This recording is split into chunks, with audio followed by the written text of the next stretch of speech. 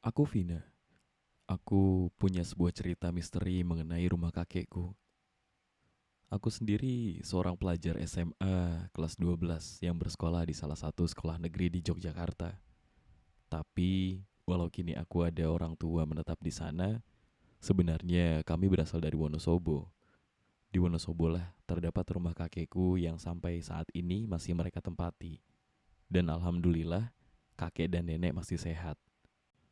Suatu hari ketika sekolah libur 2 pekan pasca ujian akhir semester dan tahun baru, kami sekeluarga mudik menggunakan mobil pribadi. Aku, adik perempuanku yang masih sekolah SD dan juga kedua orang tuaku. Ya, walau mudiknya tidak terlalu jauh, setidaknya kami tetap pulang ke kampung halaman ayahku. Rumah kakek berada di sebuah desa yang rata-rata penduduknya petani. Suasana di sini masih asri karena dekat dengan pegunungan. Sesampainya di sana, kami bercengkrama seperti biasa. Tak lupa juga menyapa para tetangga yang letaknya berada beberapa meter dari rumah kakek. Bisa dibilang jarak antar rumah agak berjauhan, sehingga ada lahan kosong di antara rumah-rumah desa ini.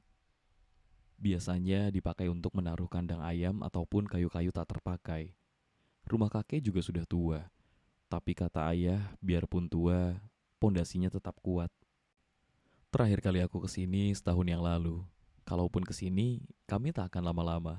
Paling cuma sampai 3 sampai 4 hari, kemudian kembali ke Yogyakarta. Sekedar melihat kabar dan kondisi kakek nenek.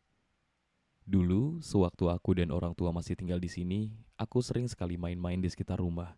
Ke kebun, sawah, bukit-bukit kecil yang sebenarnya dilarang oleh ayah dan ibu karena berbahaya.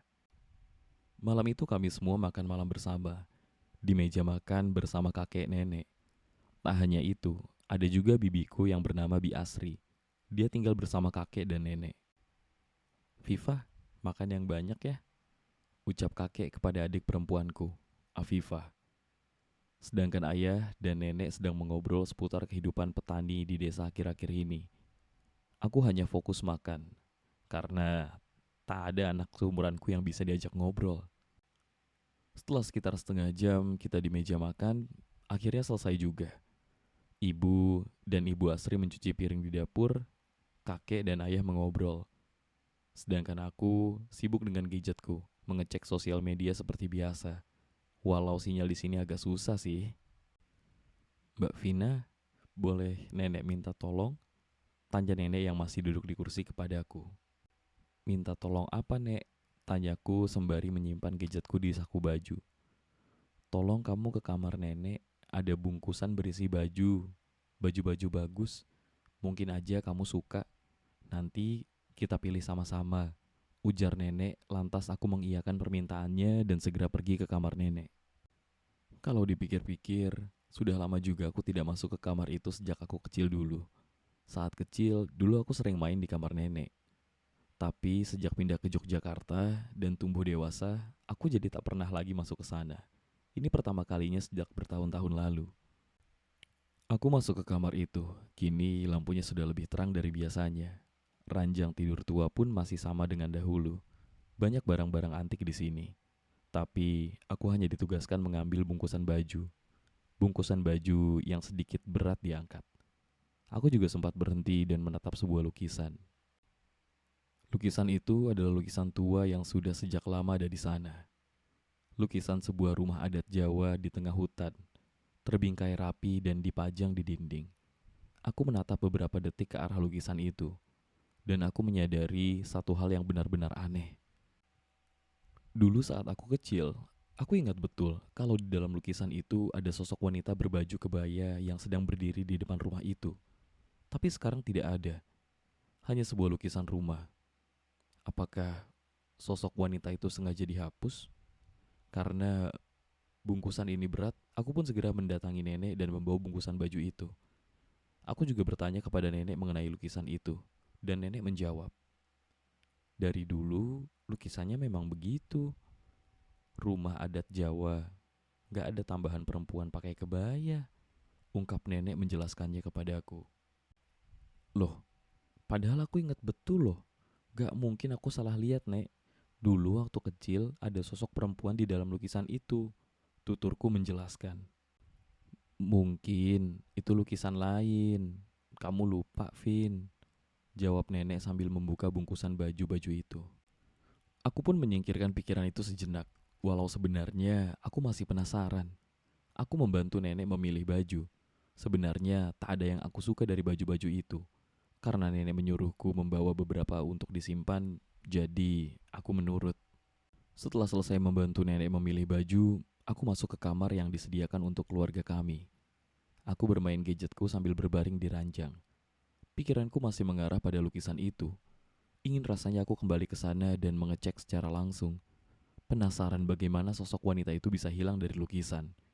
Atau jangan-jangan sosok wanita itu memang dari dulu tidak ada. Atau sengaja dihapus. Entahlah, tapi menurut penuturan nenek, sosok yang kumaksud itu memang tidak ada. Waktu berlalu begitu cepat. Singkat cerita, aku dan keluarga sudah 3 hari berada di rumah nenek. Kami jalan-jalan ke perkebunan, makan makanan khas desa dan masih banyak lagi yang kami lakukan di sana. Akan tetapi, entah kenapa pikiranku tentang lukisan itu belum juga hilang. Seakan lukisan itu mengikutiku setiap saat. Bahkan, di saat-saat ketika aku bersenang-senang dengan keluarga, lukisan itu selalu muncul dalam ingatanku.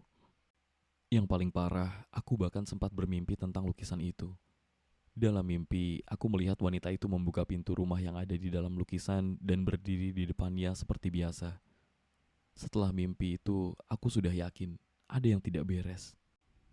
Aku diam-diam mengecek ke kamar nenek. Tapi tetap saja tak ada apa-apa di lukisan itu selain rumah adat Jawa. Lagi-lagi aku tak menemukan sosok wanita itu. Dalam penyelidikan itu, aku bahkan bertanya kepada ibu dan ayah. Mereka juga bilang kalau di lukisan itu tidak ada wanita, hanya gambar rumah tua dengan adat khas Jawa. Semakin bingung aku dibuatnya. Hingga tak terasa sudah 5 hari. Di hari ini, aku berpamitan dengan kakek dan nenek untuk pulang ke Yogyakarta. Liburanku memang masih panjang, tapi ayah harus bekerja pasca libur tahun baru. Aku dan yang lainnya naik ke mobil. Aku duduk di belakang bersama Afifah adikku. Nenek, kakek, dan Biasri berdiri di depan rumah melihat kami pergi. Sayang sekali, aku masih belum mendapat jawaban tentang lukisan itu dan harus pulang dengan rasa penasaran. Ih, cantik banget kakak itu pakai kebaya, ucap Afifah sambil melihat dan menunjuk ke arah luar jendela. Siapa yang pakai kebaya? Tanyaku sambil tetap menatap layar ponsel. Itu kak, perempuan yang pakai kebaya yang ada di lukisan di kamar nenek, jawab Afifah yang sontak membuatku kaget. Bagaimana dia tahu soal lukisan dan perempuan itu? Aku pun menoleh ke Afifah. Lukisan yang mana? Kamu lihat apa? Tanyaku sambil berbisik. Yang ada di kamar nenek, lukisan perempuan di depan rumah kotor itu, ucapnya. Aku pun semakin terkejut dengan penuturannya. Ternyata Afifah tahu tentang lukisan itu, dan dia melihat sosok perempuan yang mungkin sama dengan yang aku lihat. Aku lantas menengok keluar jendela, melihat kakek dan nenek. Dan aku pun langsung bergidik. Benar saja, ada sosok perempuan memakai kebaya, rapi dengan konde dan bunga-bunga. Perempuan itu berdiri di antara kakek dan nenek, menatap ke arah kami. Kakinya melayang di atas tanah, wajahnya pucat, bagian bawah matanya menghitam. Sorot matanya juga menakutkan. Anehnya, tak ada yang menyadari kehadiran sosok itu. Padahal saat itu matahari sudah terbit. Apa mungkin makhluk halus yang muncul tak kenal waktu? Aku pun berkeringat dingin ketakutan. Mobil pun berjalan. Mataku terus melihat sosok itu, sampai kakek dan nenek berbalik masuk ke dalam rumah. Mereka tetap tidak menyadari kehadiran sosok berkebaya itu yang terus menatap mobil kami dari kejauhan. Sejak saat itu, kesimpulanku satu. Kalau lukisan itu memiliki penunggu, makhluk halus yang tak bisa dilihat sembarang orang.